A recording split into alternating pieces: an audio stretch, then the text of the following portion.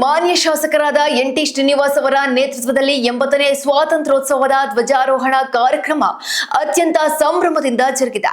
ಧ್ವಜಾರೋಹಣ ನೆರವೇರಿಸಿದ ಬಳಿಕ ಪೊಲೀಸ್ ಹಾಗೂ ಮಕ್ಕಳ ಆಕರ್ಷಕ ಪರೇಡ್ ವೀಕ್ಷಿಸಿದ ಶಾಸಕರು ವೇದಿಕೆ ಕಾರ್ಯಕ್ರಮದಲ್ಲಿ ಮಕ್ಕಳಿಗೆ ದೇಶ ಕಟ್ಟಲು ವಯಸ್ಸಲ್ಲ ಬುದ್ಧಿ ಬೇಕು ಎಂದು ಹಿತನುಡಿಗಳೊಂದಿಗೆ ಆತ್ಮಸ್ಥೈರ್ಯ ತುಂಬಿದ್ದಾರೆ. ನಮ್ಮ ದೇಶದ ಸ್ವಾತಂತ್ರ್ಯಕ್ಕಾಗಿ ತಮ್ಮ ಪ್ರಾಣವನ್ನೇ ಅರ್ಪಿಸಿದ ವೀರ ಯೋಧರ ತ್ಯಾಗ, ಬಲಿದಾನ ಮತ್ತು ದೇಶಭಕ್ತಿಯನ್ನ ಎಂದಿಗೂ ಮರೆಯಲು ಸಾಧ್ಯವಿಲ್ಲ ಎಂದ ಅವರು, ವೀರ ಯೋಧರ ಧೈರ್ಯ ಹಾಗೂ ತ್ಯಾಗವೇ ನಮ್ಮ ಸ್ವಾತಂತ್ರ್ಯದ ಹೆಮ್ಮೆಯಾಗಿದ್ದು, ಅವರ ಆದರ್ಶಗಳನ್ನ ಪಾಲಿಸಿ ದೇಶದ ಏಕತೆ, ಅಖಂಡತೆ ಹಾಗೂ ಅಭಿವೃದ್ಧಿಗಾಗಿ ನಾವೆಲ್ಲರೂ ಕೈ ಜೋಡಿಸೋಣ ಎಂದು ಕರೆ ನೀಡಿದ್ದಾರೆ. ಕೇವಲ ಧ್ವಜ ಹಾರಿಸುವುದಲ್ಲ, ಸ್ವಾಭಿಮಾನದಿಂದ ಬದುಕುವುದು.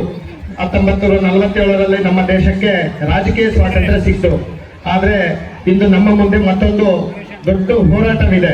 ಅದು ಹಸಿವಿನ ವಿರುದ್ಧ ಹೋರಾಟ, ಬಡತನ ವಿರುದ್ಧ ಹೋರಾಟ, ಅನ್ಯಾಯದ ವಿರುದ್ಧ ಹೋರಾಟ, ಅಜ್ಞಾನದ ವಿರುದ್ಧ ಹೋರಾಟ ಮತ್ತು ಭ್ರಷ್ಟಾಚಾರದ ವಿರುದ್ಧ. ಈ ಹೋರಾಟಕ್ಕೆ ಮುಂದಾಳತ್ವ ವಹಿಸಬೇಕಾಗಿರೋರೆಲ್ಲರೂ ನಮ್ಮ ಯುವಕರೇ, ಎಲ್ಲ ನನ್ನ ಮುದ್ದಿನ ಮಕ್ಕಳೇ, ನಿಮ್ಮ ಕೈಯಲ್ಲಿ ಮೊಬೈಲ್ ಇರಲಿ, ಆದ್ರೆ ಮೊಬೈಲ್ ನಿಮ್ಮನ್ನು ಆಳಬಾರದು. ನಿಮ್ಮ ಕೈಯಲ್ಲಿ ಪುಸ್ತಕ ಇರಲಿ, ಜ್ಞಾನ ನಿಮ್ಮ ಶಕ್ತಿ ಆಗಲಿ. ನಿಮ್ಮ ಕಣ್ಣಲ್ಲಿ ಕನಸುಗಳಿರಲಿ, ಆ ಕನಸನ್ನು ನನಸು ಮಾಡುವ ಛಲ ಇರಲಿ. ಯಾರೋ ಬಂದು ನಿಮ್ಮ ಬದುಕು ಬದಲಿಸ್ತಾರೆ ಎಂದು ದಯವಿಟ್ಟು ಕಾಯಬೇಡಿ. ನಿಮ್ಮ ಬದುಕನ್ನು ಮೊದಲ ಶಿಲ್ಪಿ ನೀವೇ ಆಗಿರುತ್ತೀರಿ. ಬಸವಣ್ಣನವರು ಹೇಳಿದ ಹಾಗೆ ಕಾಯಕವೇ ಕೈಲಾಸ. ಅದರಿಂದ ಕೆಲಸವನ್ನು ಗೌರವಿಸಿ, ಶ್ರಮವನ್ನು ಗೌರವಿಸಿ, ರೈತರನ್ನು ಗೌರವಿಸಿ, ಕಾರ್ಮಿಕರನ್ನು ಗೌರವಿಸಬೇಕು. ಜಾತಿ ನಮ್ಮನ್ನು ವಿಭಜಿಸಬಾರದು, ಧರ್ಮ ನಮ್ಮನ್ನು ದೂರ ಮಾಡಬಾರದು, ಭಾಷೆ ನಮ್ಮನ್ನು ಬೇರ್ಪಡಿಸಬಾರದು. ನಾವು ಮೊದಲು ಭಾರತೀಯರು. ಮಕ್ಕಳೇ, ನಿಮ್ಮ ಕೈಯಲ್ಲಿರುವ ಪುಸ್ತಕವೇ ನಿಮ್ಮ ಮೊದಲ ಆಯುಧ. ನಿಮ್ಮ ಜ್ಞಾನವೇ ನಿಮ್ಮ ಶಕ್ತಿ, ನಿಮ್ಮ ಶಿಸ್ತೇ ನಿಮ್ಮ ಗೆಲುವು. ಚೆನ್ನಾಗಿ ಓದಿ ದೊಡ್ಡ ಕನಸು ಕಾಣಿರಿ. ನಿಮಗಾಗಿ ಮಾತ್ರವಲ್ಲ, ದೇಶಕ್ಕಾಗಿ ಬದುಕುವ ಕನಸು ಕಾಣಿರಿ. ಒಂದು ಮಾತನ್ನು ನೆನಪಿಟ್ಕೋಬೇಕು, ದೇಶವನ್ನು ಬದಲಾಯಿಸಲು ವಯಸ್ಸು ಬೇಕಿಲ್ಲ, ಧೈರ್ಯ ಬೇಕು. ಅನ್ಯಾಯ ಕಂಡಾಗ ಮೌನವಾಗಬೇಡಿ, ತಪ್ಪು ಕಂಡಾಗ ಪ್ರಶ್ನಿಸಿ, ಸತ್ಯದ ಪರ ನಿಲ್ಲುವ ಛಲ ರೂಢಿಸಿಕೊಳ್ಳಿ. ನಿಮ್ಮ ಧ್ವನಿ ದುರ್ಬಲರ ಧ್ವನಿಯಾಗಿರಲಿ, ನಿಮ್ಮ ಜ್ಞಾನ ಸಮಾಜದ ಬೆಳಕಾಗಲಿ, ನಿಮ್ಮ ಕಾಯಕ ದೇಶದ ಶಕ್ತಿಯಾಗಲಿ. ಸ್ವಾತಂತ್ರ್ಯ ಹೋರಾಟಗಾರರು ತಮ್ಮ ಪ್ರಾಣವನ್ನು ದೇಶಕ್ಕಾಗಿ ಕೊಟ್ಟರು. ಇಂದು ನಾವು ಬದುಕನ್ನು ದೇಶದ ಅಭಿವೃದ್ಧಿಗೆ ಅರ್ಪಿಸೋಣ. ಇಂದು ಈ ಪವಿತ್ರ ದಿನದಂದು ನಾವು ಸಂಕಲ್ಪ ಮಾಡೋಣ. ನಾನು ಜಾತಿ ಹೆಸರಿನಲ್ಲಿ ವಿಭಜನೆ ಆಗುವುದಿಲ್ಲ, ಧರ್ಮದ ಹೆಸರಿನಲ್ಲಿ ದ್ವೇಷಿಸುವುದಿಲ್ಲ, ಅನ್ಯಾಯದ ಕಂಡರೆ ಪ್ರಶ್ನಿಸುತ್ತೇನೆ, ಸತ್ಯದ ಪರ ನಿಲ್ಲುತ್ತೇನೆ. ನಾನು ಭಾರತ ದೇಶವನ್ನು ಪ್ರೀತಿಸುತ್ತೇನೆ.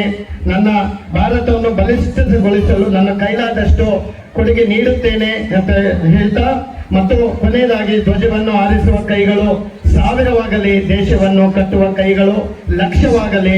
ಕನಸು ಕಾಣುವ ಯುವಕರು ಬೇಕು, ಕನಸಿಗಾಗಿ ಹೋರಾಡುವ ಯುವಕರು ಬೇಕು, ದೇಶಕ್ಕಾಗಿ ಬದುಕುವ ಯುವಕರು ಬೇಕು.